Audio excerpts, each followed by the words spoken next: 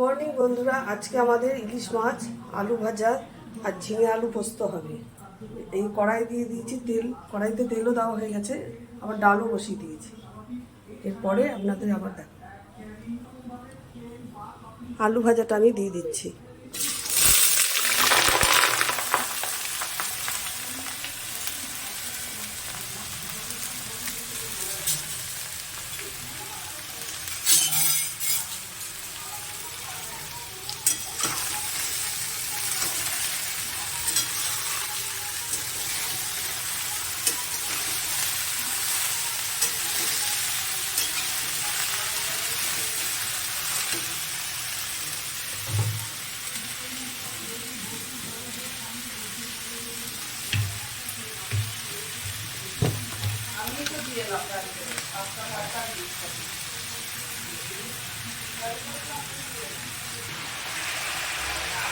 আলু ভাজার মধ্যে আমি হলুদ দিয়ে দেব।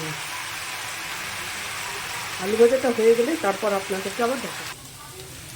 আলু ভাজাটা আমাদের হয়ে গেছে, এখন নামিয়ে নেব।